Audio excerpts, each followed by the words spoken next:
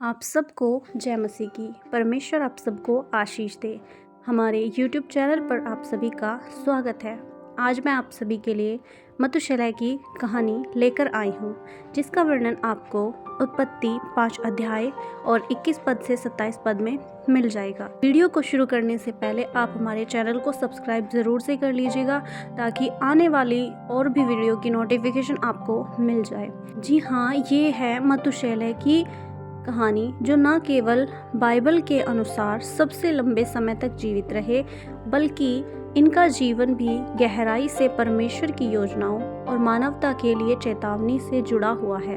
इस कहानी में छिपा है एक ऐसा रहस्य जो आपको परमेश्वर की महानता और उनके न्याय का एहसास कराएगा।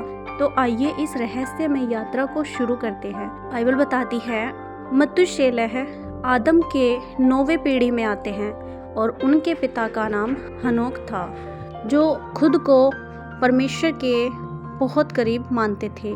मतुशेलह का नाम अपने आप में एक गहरी भविष्यवाणी छुपाए हुए है। उनके नाम का अर्थ है, जब वह मरेगा तो वह आएगा। नूह के जल प्रलय के समय की ओर इनका नाम इशारा करता है। मतुशेलह 969 साल तक जीवित रहे, जो कि मानव इतिहास के सबसे लंबा जीवन जीने वाला एक व्यक्ति था। लेकिन सवाल ये उठता है कि उनके लंबे जीवन का महत्व क्या था? केवल एक संयोग था, या इसके पीछे कोई और योजना थी कि मानव इतिहास में सबसे लंबा जीवन काल इन्हीं का है?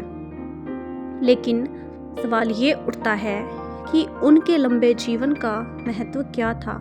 यह केवल एक संयोग नहीं था, ये इसके पीछे परमेश्वर की एक दिव्य योजना थी। हनोक मतुशेलह के पिता थे और वे परमेश्वर के साथ घनिष्ठ संबंध रखते थे। बाइबल बताती है कि हनोक परमेश्वर के साथ चलते थे और परमेश्वर ने उन्हें स्वर्ग में उठा लिया था। लेकिन मतुशेलह के जन्म के समय हनोक को एक विशेष दर्शन प्राप्त हुआ। इस दर्शन में उन्हें जल प्रलय की भविष्यवाणी मिली, जो मानवता के पापों के कारण पृथ्वी पर आएगा, क्योंकि पृथ्वी पर पाप बहुत ज़्यादा बढ़ गया था। मतुशेलह का नाम इस भविष्यवाणी के अनुसार रखा। यह नाम अपने आप में एक दिव्य चेतावनी थी। यह नाम अपने आप में एक चेतावनी थी कि जब मतुशेलह का जीवन समाप्त हो जाएगा, तो परमेश्वर का न्याय धरती पर आएगा। मतुशेलह का तक जीवित रहना केवल उनकी दीर्घायु का परिणाम नहीं है, बल्कि ये परमेश्वर की असीम दया और सहनशीलता को भी दिखाती है। यह दर्शाती है कि परमेश्वर ने मानवता को बार बार अपने पापों से तौबा करने का मौका दिया। ज़रा सोचिए, 969 वर्ष का समय कितना लंबा होता है। इस दौरान पीढ़ी दर पीढ़ी बदलती रही, लेकिन मतुशेलह का जीवन चलता रहा। ये इस बात का प्रतीक था कि परमेश्वर जल प्रलय को रोकना चाहते थे। वो अपने लोगों को बचाना चाहते थे, लेकिन केवल तभी जब लोग अपने पापों से पश्चाताप करें, तौबा करें, जब अपने आप को परमेश्वर के सामने समर्पण करें। लेकिन मतुशेलह का जीवन काल का अंतिम वर्ष नूह के जल प्रलय का वर्ष था। यह संयोग नहीं, बल्कि एक दिव्य योजना थी। मतुशेलह की मृत्यु के तुरंत बाद जल प्रलय आया, जिससे यह स्पष्ट होता है कि उनके जीवन का अंत मानवता के लिए परमेश्वर की अंतिम चेतावनी थी। जब नूह ने परमेश्वर के आदेश से विशाल जहाज को बनाया, तो उस समय भी लोग नूह का मजाक उड़ाते थे। लेकिन मतुशेलह ने नूह का समर्थन किया, उनके काम को प्रोत्साहन दिया। यह हमें दिखाता है कि मतुशेलह का जीवन न केवल एक चेतावनी था, बल्कि वह परमेश्वर के प्रति वफादार और विश्वास योग्य था। कई लोग ये सवाल पूछते हैं कि क्या मतुशेलह केवल एक साधारण मनुष्य थे, या उनका जीवन किसी दिव्य रहस्य से भरा हुआ था? बाइबल हमें बताती है, मेरे प्रियो, उनके जीवन का हर पहलू गहराई से परमेश्वर की योजना से जुड़ा हुआ था। 969 वर्ष का जीवन काल केवल एक रिकॉर्ड नहीं था, बल्कि यह एक प्रतीक था कि परमेश्वर मानवता को पश्चाताप का अवसर दिया है, कि वो अपने पापों को माने और परमेश्वर के सामने तौबा करे। ये माना जाता है कि मतुशेलह ने अपनी बुद्धि और अनुभव के माध्यम से और अन्य लोगों को परमेश्वर के करीब आने के लिए प्रेरित किया। जब मतुशेलह की मृत्यु हुई, तब पृथ्वी पर जल प्रलय आया, जल प्रलय परमेश्वर का न्याय था, लेकिन साथ ही उसकी दया का भी उदाहरण था, क्योंकि जल प्रलय से पहले परमेश्वर ने नूह को सुरक्षित रखने की योजना बनाई थी। मतुशेलह की मृत्यु के साथ ही उनकी भविष्यवाणी पूरी हुई। उनका जीवन और मृत्यु यह सिखाता है कि परमेश्वर अपनी योजनाओं में कभी गलती नहीं करते। मतुशेलह की कहानी हमें बहुत कुछ सिखाती है। हमें याद दिलाती है कि परमेश्वर दयालु है और परमेश्वर क्षमा करने वाला परमेश्वर है, लेकिन उनके न्याय से बचा नहीं जा सकता। ये कहानी हमें पश्चाताप करने, परमेश्वर के साथ चलने और उनकी आज्ञा को पालन करने की प्रेरणा देती है।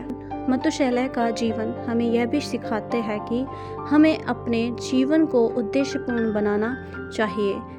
उनका नाम, उनका जीवन, उनकी मृत्यु सब कुछ एक दिव्य योजना का हिस्सा था।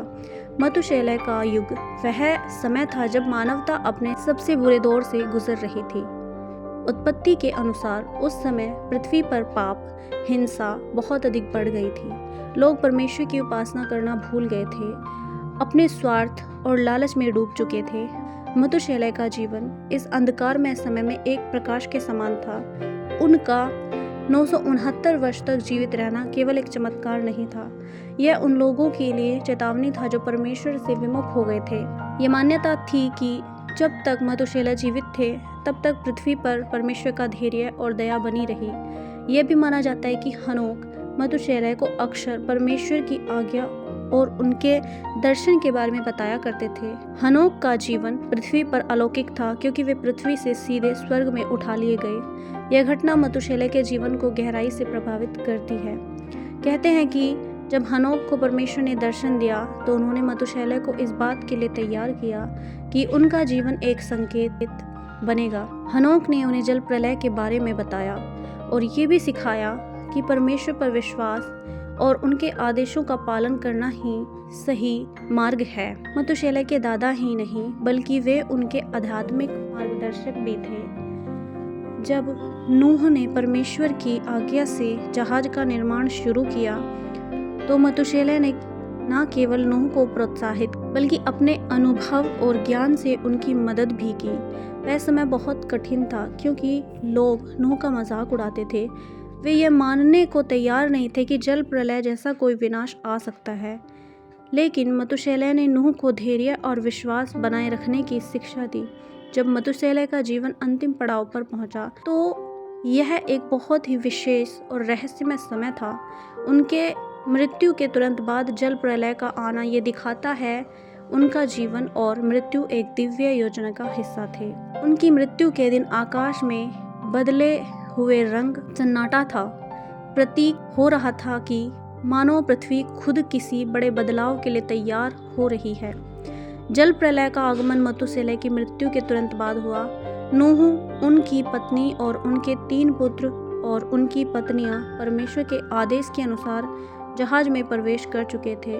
मतुशेलह की मृत्यु से परमेश्वर का न्याय सक्रिय हुआ और जल प्रलय ने पूरी पृथ्वी को ढक लिया। मतुशेलह की मृत्यु के साथ मानवता को परमेश्वर की दया का अंतिम संकेत मिल चुका था।